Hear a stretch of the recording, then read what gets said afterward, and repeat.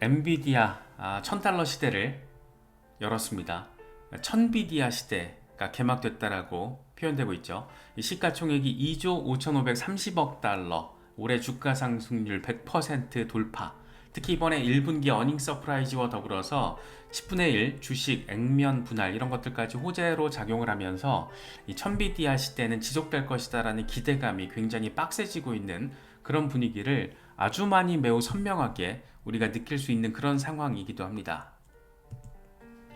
엔비디아의 어떤 이런 열풍은 우리로 하여금, 그러니까 크립토 투자자들로 하여금 엔비디아와 관련된 AI와 관련된 그런 종목들에 대한 어떤 관심도로 이어질 수밖에 없겠죠. 특히 엔비디아 하면 떠오르는 키워드 렌더링, 렌더 하면 떠오르는 거 렌더 프로토콜, 블록체인 기반의 렌더링, 렌더 프로토콜 뭐 이렇게 연결이 되기 때문에 렌더 같은 경우에는 직접적으로 엔비디아와 연관지어 해석되는 경우가 많고, 특히나 실체를 보여주고 있잖아요. 이번에 애플 아이패드에 블록체인 기반의 렌더링 프로토콜 앱을 탑재시키는 그런 현실이 이미 눈앞에 펼쳐지고 있기 때문에 상당히 재미있는 상황이 지금 보여지고 있습니다. 그래서 차트 흐름 같은 경우에도 지금 언제 벌써 10달러에 올라섰나 이런 생각이 드는데, 지금 10달러 지지 테스트를 진행을 하고 있습니다.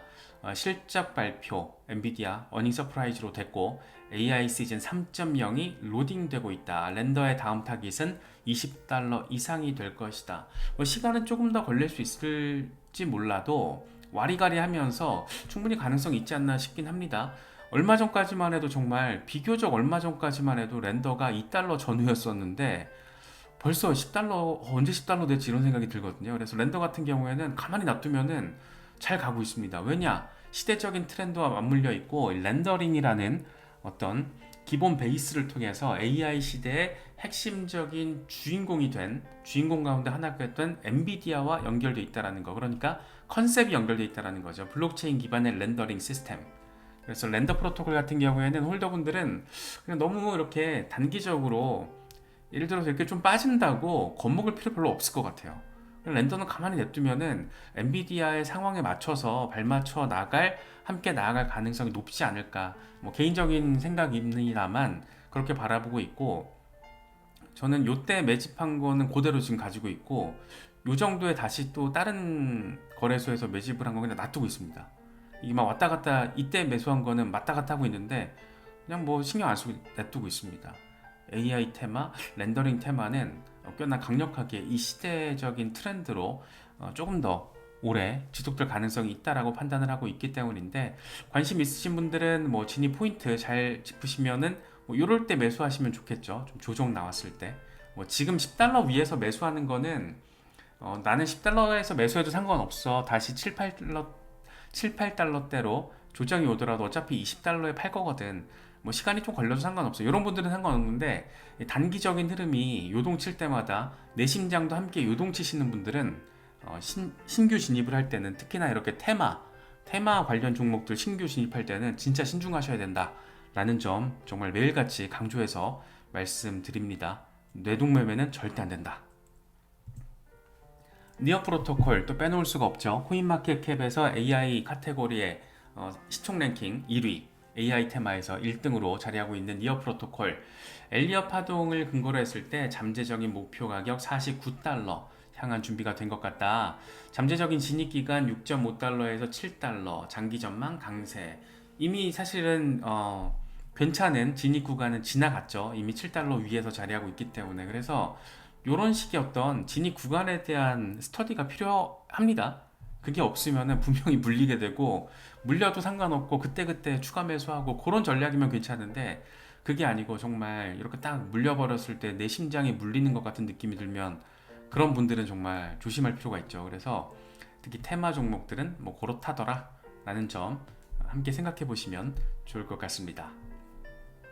이건 오늘자 코인마켓캡 AI 카테고리 분류를 한 건데, 뭐 니어, 렌더, 그래프, 뭐 인젝티브, 세타, 패치, 뭐 싱귤러리티 등등 괜찮은 종목들 굉장히 많습니다. 괜찮은 종목들, 비전도 어떤 시장의 평가도 괜찮은 종목들 다 여기 몰려 있고, 조금 더 이후에 자리하고 있는 것들을 보면 뭐 세타 퓨엘은 뭐 세타 네트워크와 듀얼 토큰 시스템이니까 같이 움직이고, 뭐 오아시스, 오션 프로토콜, 골렘, 아캄도 좀 빠졌네요. 최근에 뭐 일주일 사이에 좀 빠진 종목들 이렇게 눈에 보이는데, 플럭스도 AI 테마로 들어가 있고. 그래서 시총이 낮은 종목일수록 어떤 더 큰 수익률을 보장해 줄 수도 있지만 더 큰 하락률을 선보일 수 있다는 것도 좀 참고를 하시면 좋고, 이렇게 큰 애들은 조금 덜 움직이더라도 안정적으로 움직일 수 있다라는, 상대적으로 봤을 때 그런 점들이, 특장점들이 있다라는 거. 특히 뭐 여기에 왼쪽 판에 있는 상위 1, 2, 3, 4, 5, 6, 7, 8, 9, 10, 이 상위 10개 종목들은 한번 이렇게 내가 매수 계획이 없더라도 뭐 하는 애들인지는 스터디 해보시면 좋을 것 같아요. 이게 분명히 공부가 되고, 그 과정에서 이게 지금 왜 반등이 나오고 왜 빠지는지 이런 것들을 조금 파악할 수 있는 계기가 될 수 있기 때문에, 그런 식의 스터디를 하는 데 있어서 뭐 시간이 많이 걸리는 것도 아니고 한 두세 시간만 투자하면 여기 있는 거 다 한 번씩 살펴볼 수 있거든요. 그래서 그런 식의 접근들은 워낙 이 시대를 지금 주도하고 있는 테마이기 때문에, 핵심 테마이기 때문에 그런 점들도 함께 바라보시면 어떨까 생각됩니다. 사실 지금 시장에 호재가 막 넘쳐나고 있습니다. 특히 이번 주에 이더리움 현물 ETF 전격적으로 승인됐고, 금융혁신기술법안 하원에서 통과됐고, 백악관은 거부권 행사하지 않겠다라고까지 스탠스 변화된 입장을 보이고 있고, 이런 여러 가지 호재가 있는데, 뭐 또 중국발 전쟁 리스크가 또 고조되면서 위험자산 시장을 억누를 가능성도 뭐 생긴 것도 또 하나의 악재로서 지금 해석이 되고 있기도 합니다. 참 아쉽죠. 이렇게 막 호재들 넘칠 때 조금 더 호재가 더해져서 아예 모멘텀 개념으로 빵 하고 가주면 좋은데, 약간 아쉽지만 어쨌든 뭐 지정학적인 리스크를 뭐 우리 같은 개미들이 뭐 어떻게 할 수 있는 건 아니니까. 특히 중국이 왜 자꾸 이런 짓을 하지라는 생각이 들 정도로 뭔가 무슨 쿵쿵이지 싶긴 해요. 약간 조금 겁도 나고. 이번에 국영 CCTV가 대만 모의 침공 영상을 공개를 했습니다. 그래서 비트코인 뉴스가 이거를 보도를 하면서, 중국군은 독립을 추구하는 분리주의 세력에 대한 응징이라는 명분으로 이틀 동안 대만을 군함으로 포위하는 훈련을 시작했다. 이게 지금 미사일 쏜 거예요. 그래서 미사일로 대만을 지금 쑥대밭으로 만들어 버리겠다라는 그런 어떤 군사 계획을 공개하고 있어요. 이 새끼들 뭐지 싶은 생각도 들긴 하는데, 당연히 아시아뿐만 아니라 이 전쟁은 발생하면 안 될 거고, 중국이 왜 이렇게 또 외교적으로 해결할 수 있을 법한 이슈를 가지고 전쟁 리스크로 들고 나올까, 뭐 이런 나름의 어떤 의도에 대해서도 우리가 생각을 해볼 수가 있을 것 같긴 합니다. 되게 웃겨요. 이 군사 전략가 에릭 프린스 이렇게 얘기를 해요. 미국 외교적인 신뢰도가 떨어지는 상황에서 시진핑이 무력으로 대만을 점령할 가능성이 있다. 뭐 이런 멘트를 하면서 지금 여론전을 벌이고 있는데, 5월 23일 대만 인근의 대규모 훈련, 항공기 100대, 군함 10척 동원하고 탄도미사일 발사해서 실제로 따발로 발사하면 이런 것들을 타겟으로 한다는 거죠. 이건 지금 실제로 발사는 했는데 위협 성격 정도로만 간 거고, 그래서 뭔가 분위기 자체가 뭔가 지금 일이 벌어지긴 하려나 라는 어떤 위기감, 위협감 이런 것도 느껴지긴 합니다. 하지만 실제 침공 여부는 미지수다 라는 지적도 많죠. 이 대만 해협을 건넌다라는 게 이 정도의 대규모 상륙 작전은 현대 군사 역사에 있어서도 가장 어려운 과제 가운데 하나라고 합니다. 뭐 그 정도로 간단치 않다라는 거고, 그렇기 때문에 이걸 성공시키기 위해서는 수십만 병력 동원이 되어야 되는데, 이렇게 되면 미국과 대규모 충돌 불가피하고, 사실상 또 미국의 동맹국들 아태 지역, 뭐 우리나라 포함해서 뭐 일본, 호주 이런 나라들까지도 긴장을 해야 되는 상황이 될 수 있어서, 이렇게 되면 약간 전쟁을 부추기고 싶어하는 입장에서는 제3차 세계대전 이런 표현도 나올 거거든요. 그렇기 때문에 이 정도의 어떤 전쟁 이슈는 잘 건너갔으면 좋겠다. 중국이 내적으로 지금 너무 어려운 상황들, 뭐 경기 침체, 부동산 시장 폭망, 주식 시장 엉망 이런 것들 때문에 지금 어떤 이런 내부적인 어려움을 외부적인 관심도 전환으로 유인시키기 위해서 이런 전쟁 리스크를 고조시키는 뭐 그런 전략을 사용하고 있는 게 아닌가 싶기도 합니다. 아무튼 조금 전쟁은 발생하면 안 되기 때문에 하지만 이런 짓을 지금 하고 있다. 그런 상황입니다.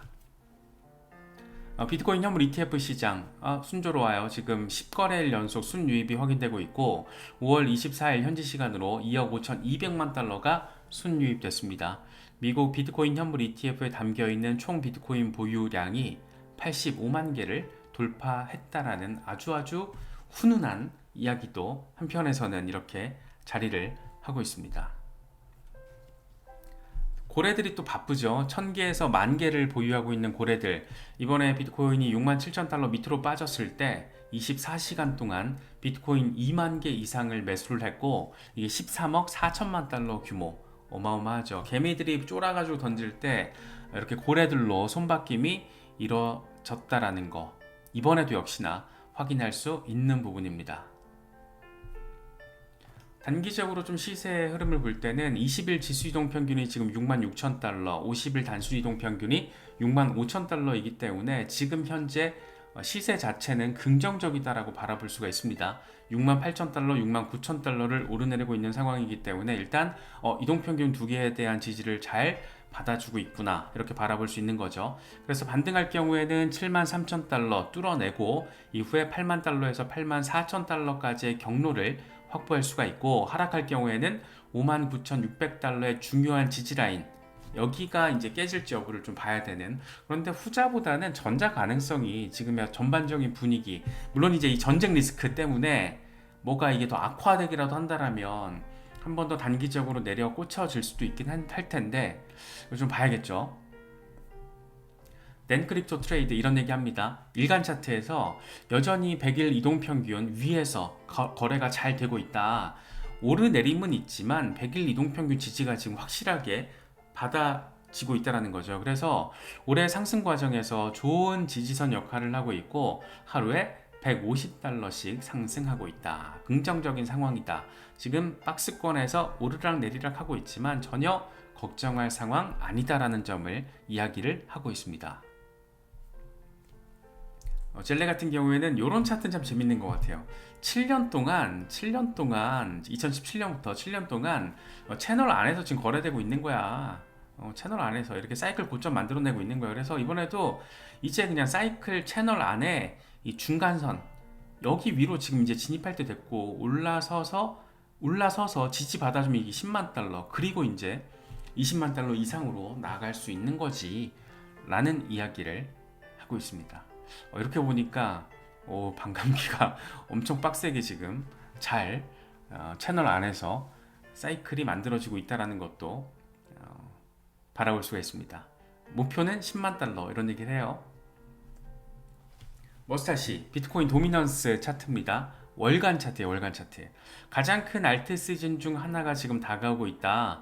비트코인 도미넌스는 7년 동안 약세 삼각형에 머물러 있고 이더리움 현물 ETF는 심지어 승인까지 됐다. 필요한 모든 재료 준비 완료. 이제 폭풍 전야의 고요함일 뿐이다. 지금 막 이렇게 이도저도 아닌 분위기가 펼쳐지는 것을 이 폭풍 전야의 고요함으로 표현을 했습니다. 이제 폭풍이 한번 이게 딱 와서 이제 파티가 한번 시작돼야 되는데 그게 언제쯤 될지 참 궁금하고 또 기대되는 그런 지점입니다.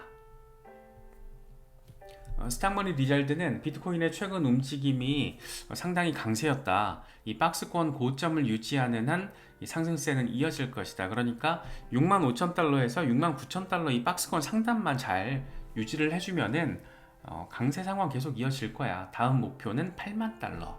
8만 달러는 이제 되게 뭔가 현실적으로 그 손에 잡힐 것 같은, 물론 미지의 영역이긴 하지만 뭐 그런 느낌을 좀 주는 것 같기도 해요.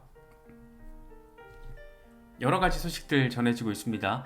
단기적으로는 뭐 악재적인 소식들도 있고 여러 가지 또 호재들도 겹쳐 있고 한데 전략적인 스탠스를 좀 더 잘 가다듬을 수 있는 그런 시간으로 활용하실 수 있으면 더 좋을 것 같습니다.